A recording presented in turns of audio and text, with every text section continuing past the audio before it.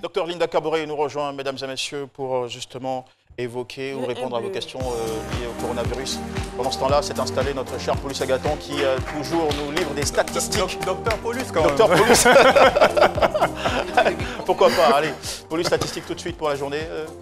Alors, Jean-Michel, au 20 avril 2020, notre pays enregistrait 879 on va dire 879 personnes testées positives au Covid-19, dont 287 guéris et 10 décès.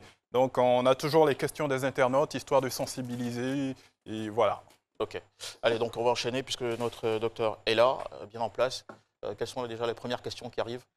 Alors, nous allons démarrer avec la question Bonjour, de Daouda Fofana qui souhaiterait savoir est-ce que le fait de se raser la barbe ou même de se faire coiffer est susceptible de nous exposer au Covid-19? C'est une bonne question. Parce que le coiffeur, il se place juste au-dessus de votre tête, à moins de 1 mètre, parce qu'il est difficile de raser quelqu'un. Il se place là, il respire aussi sur le visage.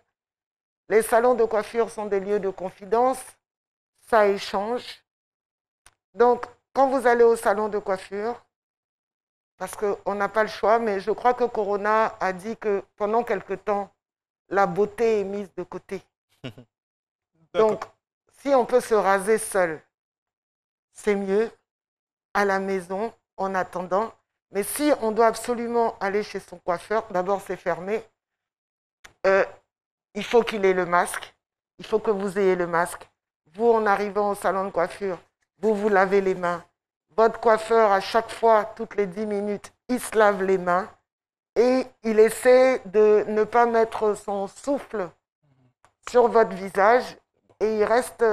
mais quand c'est la barbe, vous êtes comme ça. Là, vraiment, vous êtes en plein viseur de Corona. D'accord. Idem pour les femmes. Hein. Ok. Donc, docteur, moi, je fais bien de garder mes cheveux en ce moment. Oui.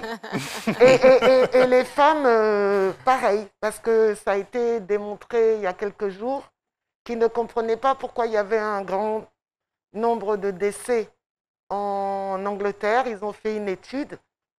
Les mèches, surtout naturelles, retiennent Corona. On a demandé à ce qu'on se lave les cheveux et le corps en rentrant. Mais quand il y a des mèches, il est difficile de te laver les cheveux et le corps. Et Corona, vous savez qu'il reste sur les tissus, sur les cheveux. Donc, il faut y penser. Tu te grattes la tête, il s'est posé sur ta tête et tu te touches la bouche et le nez. Pareil que sur la montre de Jean-Michel qui est encore là. Non, il n'y a pas de corona sur Non, non, mais je veux dire que vous voyez que moi, j'ai plus de coiffure depuis que je viens ici. Okay. J'ai plus de bijoux. Moi, j'adore les boucles d'oreilles, j'en ai plus, j'ai plus rien. Le temps de Corona, on retourne à l'état brut. Comme on dit, c'est là que la vérité va sortir. C'est vrai en plus. Donc, vous nous conseillez de retirer tout ça, montre, tout. bague et tout. Les bagues, les alliances. Nettoyez, ceux qui portent des lunettes, nettoyez vos lunettes, désinfectez-les, parce que vous les touchez toutes les 5 minutes, vous les remettez. Comme les téléphones, je vous ai dit, les téléphones, 18 000 bactéries qui se posent sur un téléphone, pire que la lunette des toilettes. Et l'épilation aussi, on doit oublier. C'est fini. Vous vous épilez à la maison seul. Si à la fin, on sort tous barbus, moustachus, velus, c'est pas grave. On est tous en temps de Corona. Au revoir la mise en beauté, bonjour Moi, le j'ai jardin plus de d'Éden. vernis, j'ai plus rien. Non, et puis le crayon. D'accord. Le crayon, vous l'avez utilisé. Peut-être que vous l'avez utilisé sur une paupière. Il est resté dessus. Vous remettez le crayon. Hier, j'ai une amie qui me dit, mais je ne peux pas me passer de rouge à lèvres. Je dis, moi non plus. Ce que tu fais, tu prends un petit coton-tige propre, et tu mets. Mes yeux, c'est au coton-tige. Ce n'est plus le doigt et tout ça, parce que le coton-tige se jette. C'est ça. Donc, avant, moi, j'aimais le crayon dedans, tout ça. C'est fini, c'est fini. D'accord. Alors, nous avons une question de Henri Diaby qui souhaiterait savoir s'il y a des risques liés à la réutilisation du même cache-nez. C'est comme si la personne te crache dessus directement. Ou pousse sur toi directement. Mais, tu ne peux pas... Pardon, docteur, pour la question, hein, une réutilisation de son propre cache-nez, c'est ce que vous voulez dire? Je pense qu'on va répondre à la question dans les deux sens. C'est-à-dire soit de son propre cache-nez, parce qu'il y a des gens qui se passent également les cache-nez. Oui, j'arrive... Attends, comme c'est interdit au supermarché ou à la pharmacie d'aller sans cache-nez, j'arrive, attends, je te prête mon cache-nez, tu vas aller là-bas. C'est la même chose que s'il vous crache. Et vous avez vu qu'il y avait une blague qui a circulé hier ou avant-hier. Un taximan qui a dit à son client, tu dois mettre le cache-nez. Donc, il lui a passé le cache-nez. Et parce qu'on dit que dans un véhicule, il faut des cache-nez, il lui a caché. Et quand il partait, le client partait avec le cache-nez, il a dit non, donne. L'autre client va mettre le cache-nez. Ce genre de choses-là, ça ne doit pas exister. Chacun, c'est personnel. Corona veut qu'on utilise nos choses seules. Il nous a fait connaître la solitude. Le cache-nez ne se met pas. On ne peut pas le prêter. On ne peut pas le prêter. C'est personnel. Même s'il a été lavé, c'est personnel. À chacun son cache-nez. Ok. Police Agathon, autre question. Non, je pense qu'il y a Dr Philo qui s'est signé. Oui, je suis là. Oui, allez-y, Dr Philo. Alors, docteur, bonjour, je suis à la cabine ici. Docteur, hier, on a reçu le professeur de moi, il a dit quelque chose là, vraiment. C'est comme ça que j'ai eu honte, je suis venu me cacher ici. En fait, on lui a demandé la transmission de mère-enfant du coronavirus là.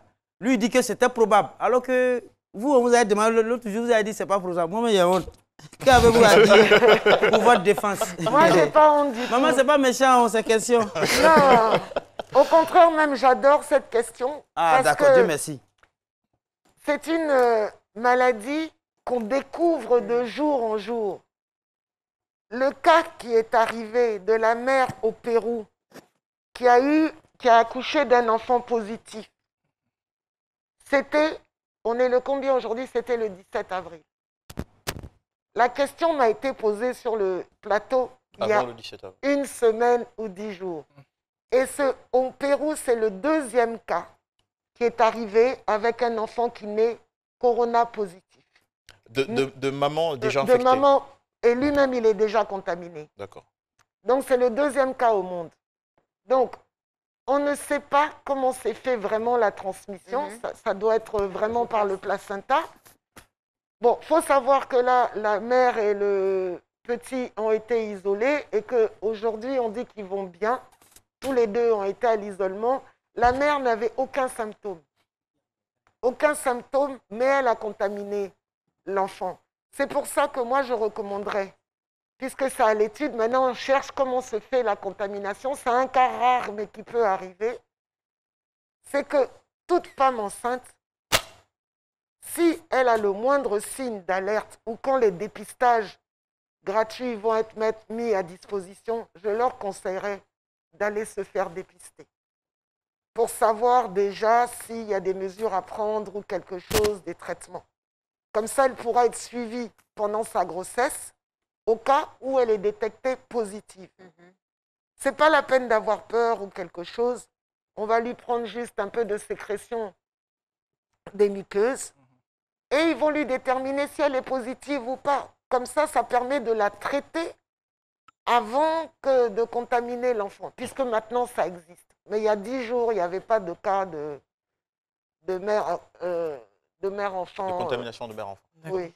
Donc, étant une nouvelle maladie, on peut dire que le corona se manifeste un peu comme le VIH. Non. Non. Le VIH est sexuellement transmissible. Oui, mais par rapport de mère à l'enfant. On ne sait pas.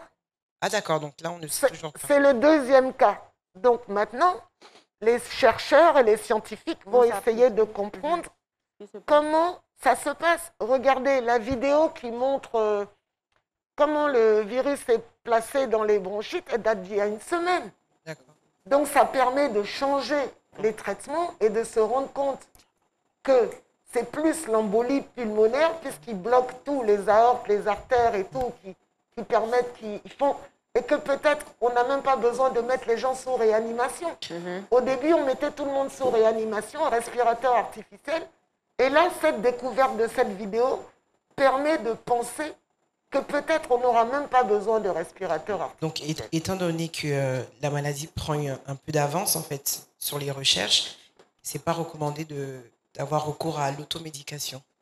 Ah non, non, là, on arrive dans un autre chapitre. C'est pour ça qu'il faut être suivi. Parce qu'il y a des découvertes qui sont faites de jour en jour. D'accord. Chaque jour. Bien dit en tout cas. Merci beaucoup, docteur Linda Caboret.